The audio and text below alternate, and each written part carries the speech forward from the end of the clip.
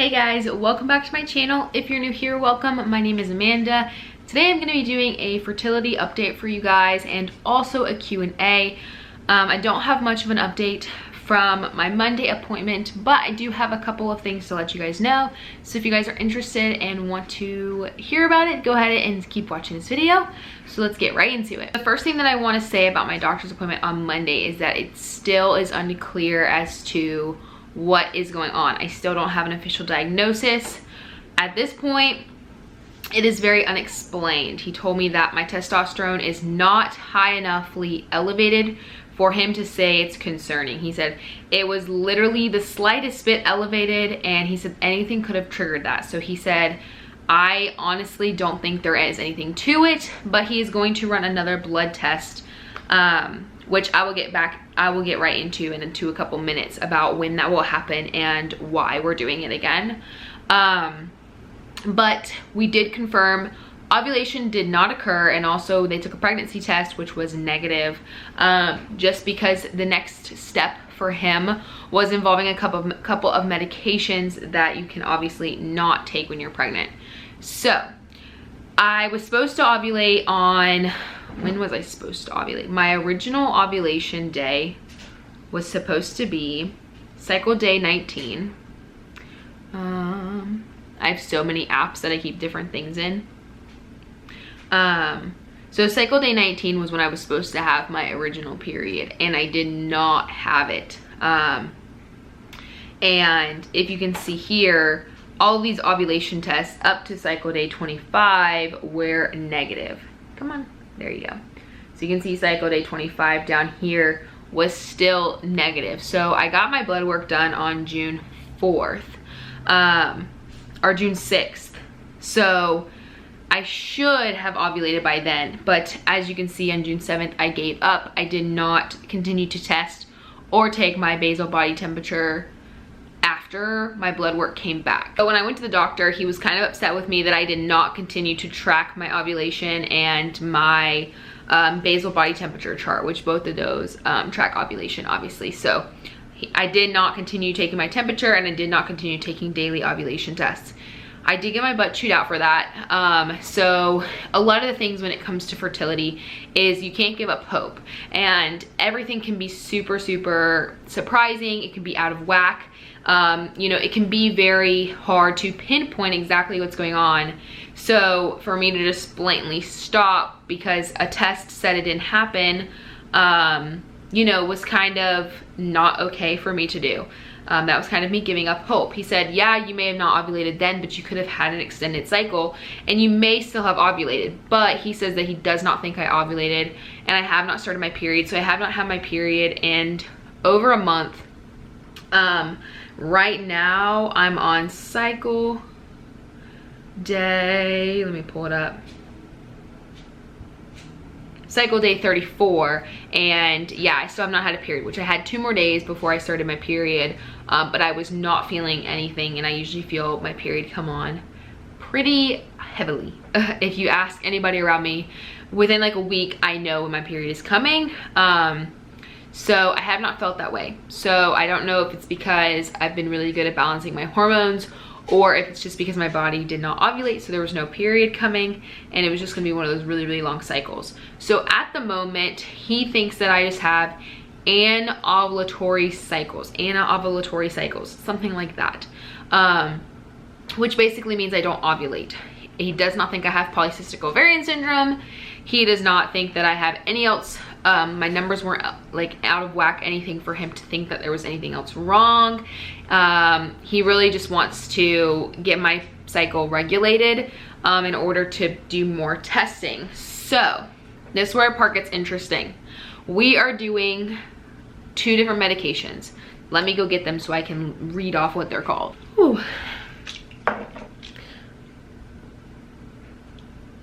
Okay, so the first one I'm taking is medroxyprogesterone. And this basically helps your period start. So the reason why he put me on this is because he wants to have complete control over my cycles. So with that, he is going to start my period, and then after I start my period on day 3 of my cycle, whether I'm on my period or not on my period, day 3, I start taking Clomid. And this is an ovulation drug to help induce ovulation. The reason why we're taking it is A, to see if I can get pregnant. That would be the best case scenario, is if I took this medication and it worked and I was pregnant and we didn't have to do any more testing. Second thing would be that we regulate the cycle and are able to do the blood work, another postcoital test, and what is it called? What the freak? Ultrasounds.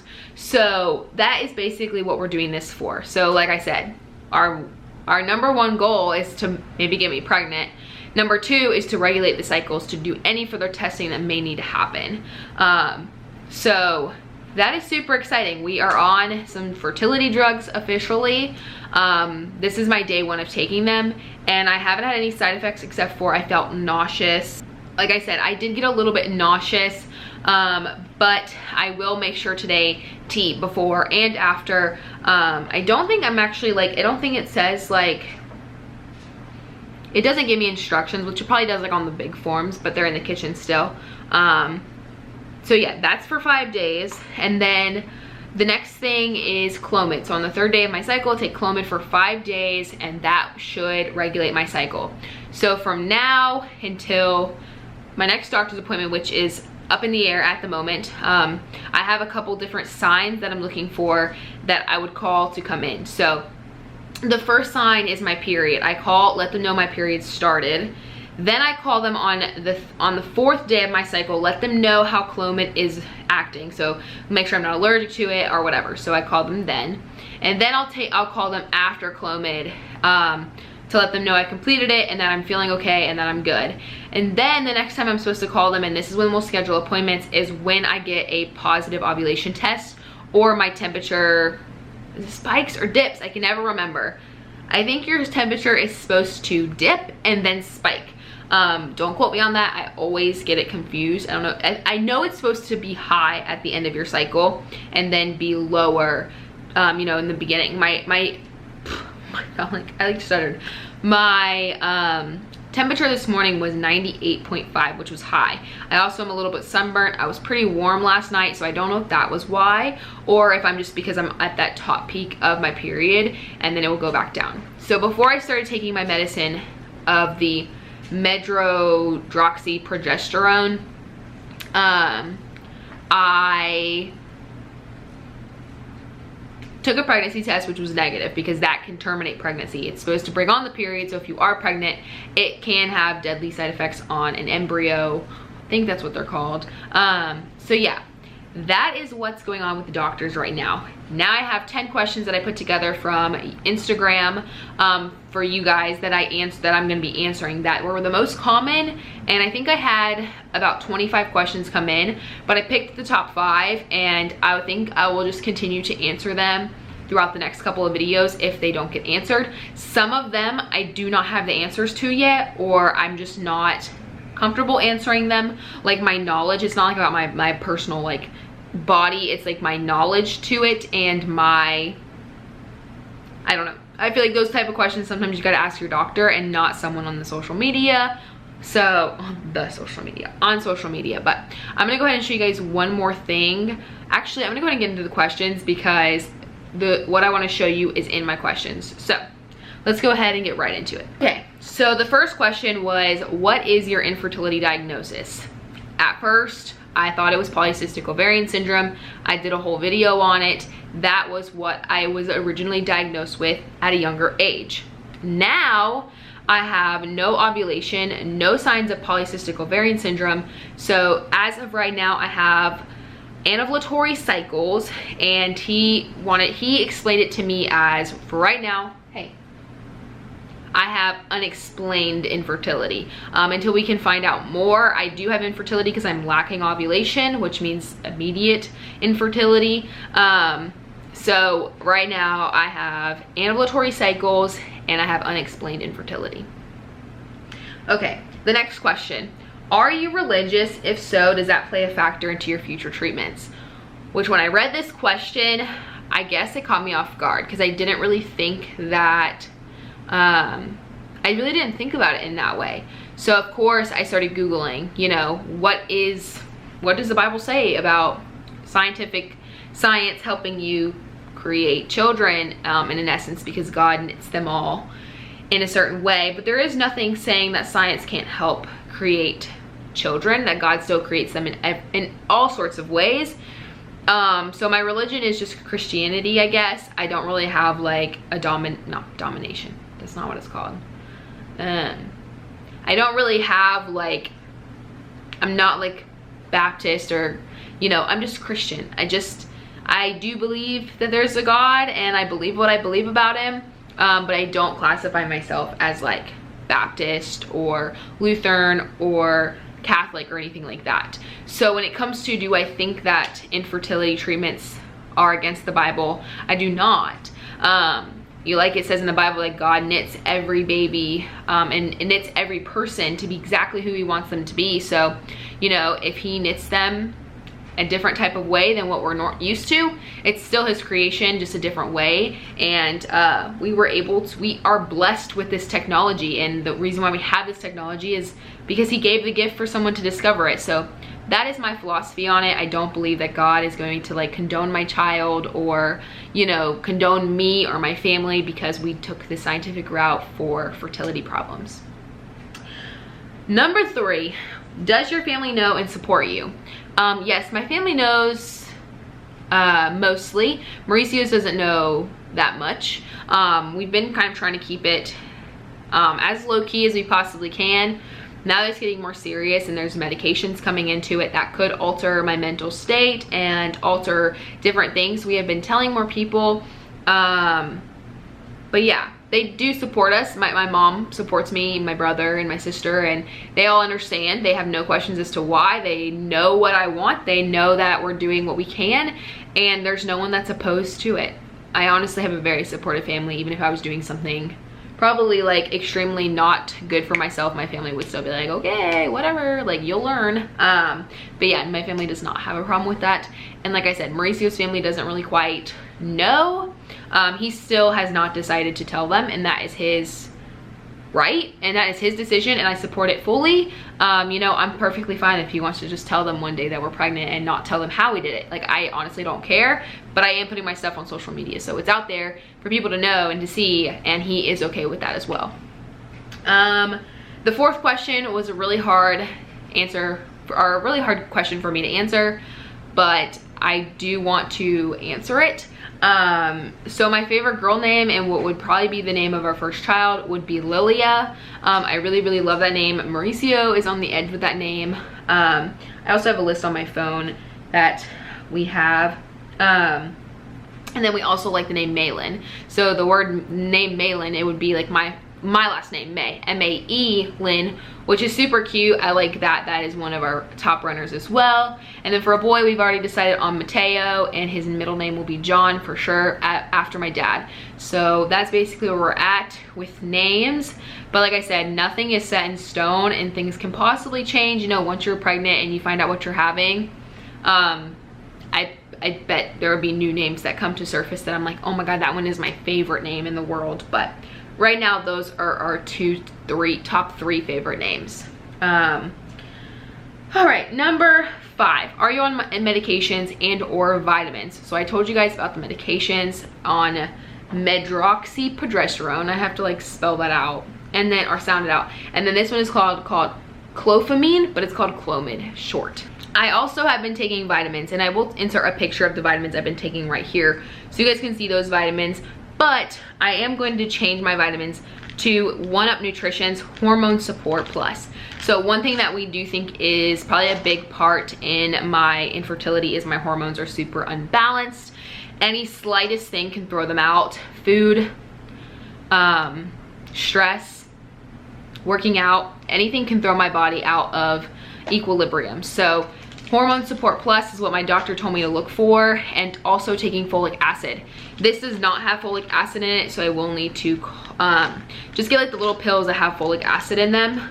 But this has like vitamin D3, iron, magnesium, iodine, myoinstanol, which is really good for people with PCOS, but it's also good for women without PCOS who struggle with infertility issues. But if you are here specifically for polycystic ovarian syndrome, that is something to do your research on and to talk to your doctor about.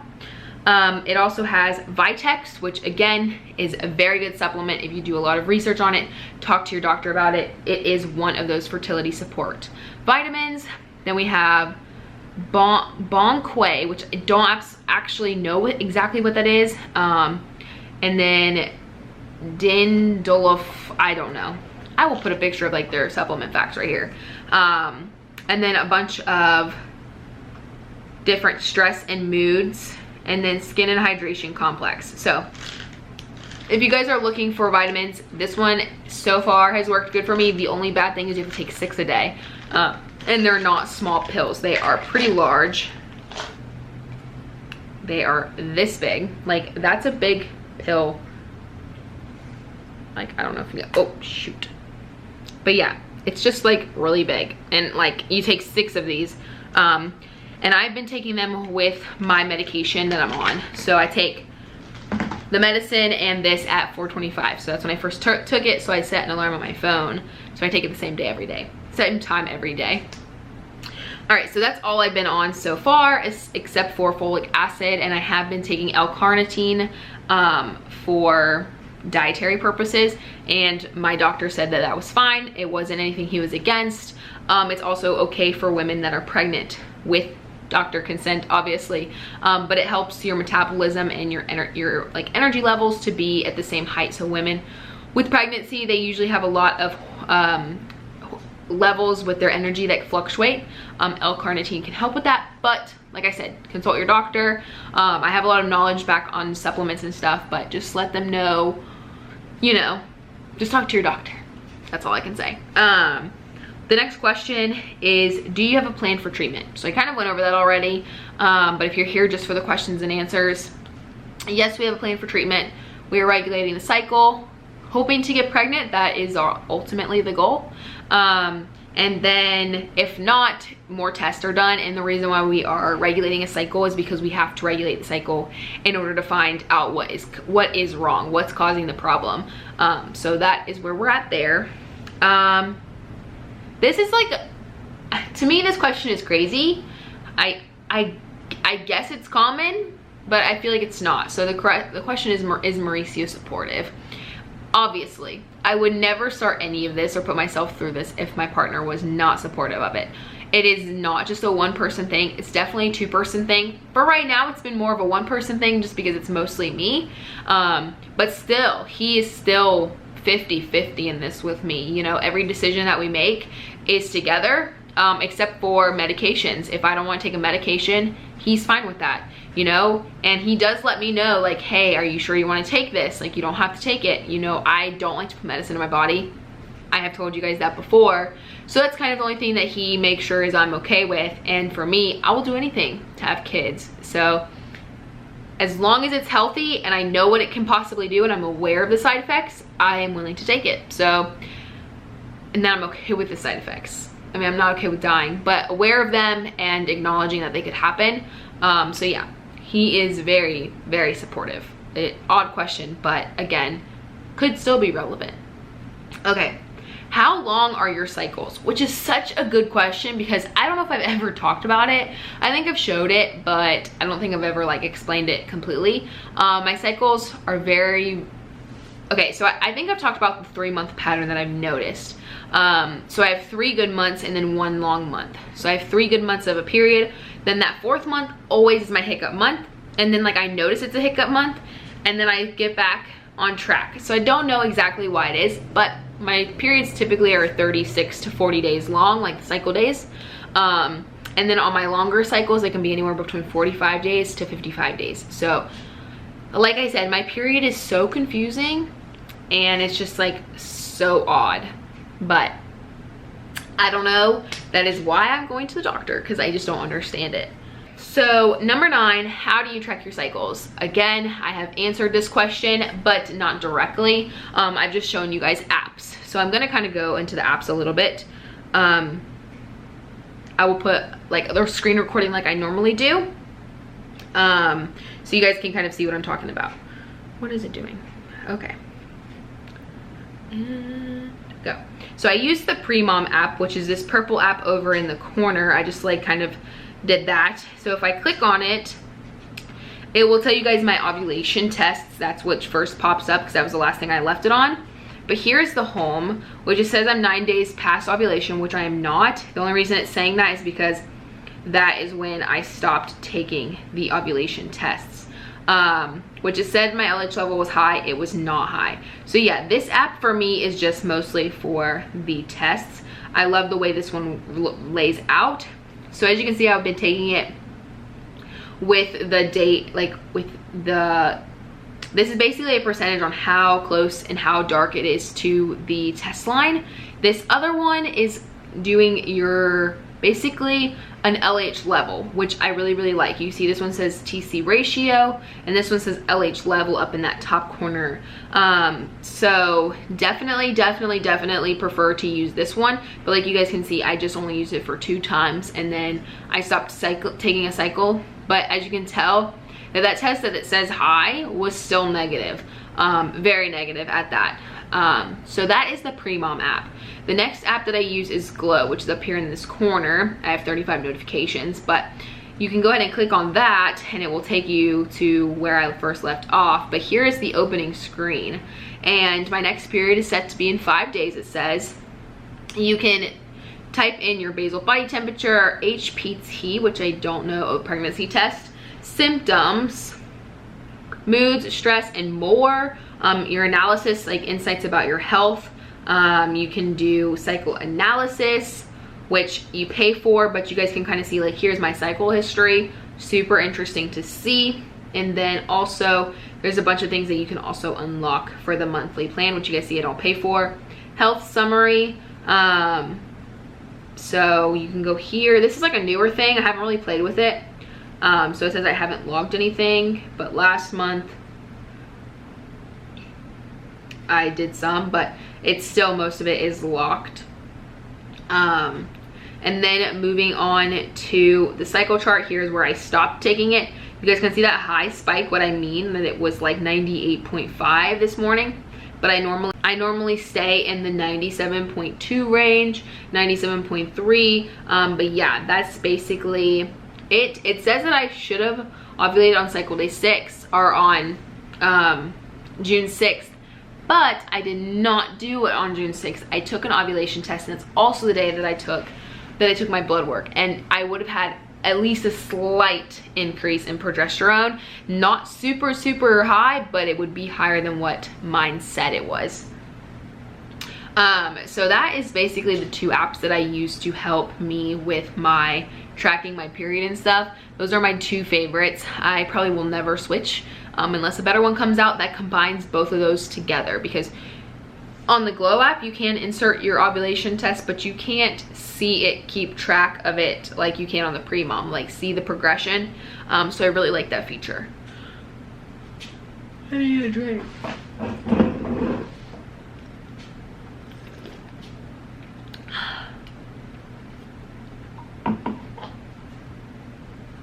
All right. And the last question I'm going to answer today is advice. So it's more of like a statement. Advice on how to go about starting to talk about infertility when you think you might struggle with it. Which I feel like I got this more times than I should have. And this is going to kind of put me in my feels a little bit. I'm not going to cry, hopefully. I'm really good at not crying on camera. Just a couple times I've cried. But to me, it's really sad that women or girls, females, you know, over the age of 18, I don't care if you're 18 and 2 hours old. If you feel like you want to have children, you have the ability to have children, you have the responsibilities, you're able to, and you know, it's reasonable. It shouldn't be such a cliche topic to bring up to your doctor. And I totally get what I understand people saying, oh, well, my doctor says I'm still young, I could be regulating my cycles, so they're not willing to help me. Don't settle for that. You don't deserve that if you're 19 or 45. If you're 45, your doctor probably will listen to you a little bit more, but it doesn't matter your age. To me, your doctor should take you seriously no matter what. Whether what they believe is different than what you believe. You know, that's a big thing about doctors, is that they have to put a lot of their own beliefs behind them in order to practice medicine. And I don't mean that in a way is that they should help people get pregnant if they don't believe so, because obviously you don't want that negative type of energy around you during that time. But I feel like it's very unethical for that to be something that, to me, it's just the same as stereotyping anybody for the color of their skin, their weight, their hair color, their ethnicity, anything, you know, how you are protected by who, like even who you love or what kind of relationship you're in. I feel like that should also be protected in that law, for doctors to not discriminate against your age. It might be, but honestly, it's seen a lot, just like any other discrimination is. Infertility is such a cliche topic to talk about, and it makes me so angry. It makes me livid when I hear people say, oh, well, my doctor told me to just not worry about it, to keep trying. If you've been trying for a year and your doctor is not willing to help you, get a new doctor. Your doctor should be willing to help you. And I say this with a very, very strong heart. I say this with a lot of passion. If you are not getting what you want from your doctor, get a new doctor. Who cares if it hurts their feelings? Who cares if it makes them mad? Go get a new doctor. You can even request a different doctor in that clinic if you've seen better reviews on them, or if someone suggested them to you. You can call that office and say, hey, I want to switch my doctors. That is your right as a patient. You can do that. You aren't stuck with one crabby doctor for the rest of your life. Like, you can choose your doctor. For me, I played doctor hop for a while, and until I found the one that I like. Do I think I will carry out pregnancy with this doctor? I don't know. You know, if he helps me get pregnant, there is going to be that like relationship we have. He did help me. But then again, I don't feel like he's the type of support I need in a pregnancy. For me, I think I would go more of a midwife route, and not so much a OBGYN or obstetrician. I think at that point, that's what they call their OBs. I don't think I would go that route. But it's my personal opinion, and you know, everything can change. But my biggest thing to you is to follow your heart. If your heart says I need to go to the doctor, go. If your heart says I need to change doctors, go. And don't be afraid to put your foot down. If you are feeling like you're not getting the answers you need or the tests you want run, tell them. Say, okay, well, I've heard people say that this is what I need and this is what I want. Are you willing to do this, or do I need to seek another doctor who's willing to listen to me? Don't be afraid to be an asshole. You're the patient. You're the one paying his bills. You are the one who deserves the right to tell him what to do. And in essence, if you want to have a sperm count done on your husband and it hasn't even been talked about, tell them, I want a sperm count done on my husband. If you're not willing to do it, I'll go somewhere that does. Usually, they will do it. You know, if you want an ultrasound, you should be allowed to do that. If you want to be on Clomid and it's reasonable and you have health issues, and the reason why they're just not doing it is because they don't want to give it to you, tell them, okay, well, I'm gonna go to a different doctor who will listen to me, and if I should not be taking Clomid, will listen to me or tell me reasons why. Telling me just because is not a valid answer. You know, I don't want you to take Clomid because you have a history of very bad mental depression and anxiety, and that can enhance it. So that's a valid excuse. That's a doctor who cares about you. But if your doctor is just like, oh no, we don't need that, and they don't explain why, get a new doctor. So yeah, my number one advice is just to find the right person to support you, the right person to listen to you, the person who's gonna help you, and don't settle for less.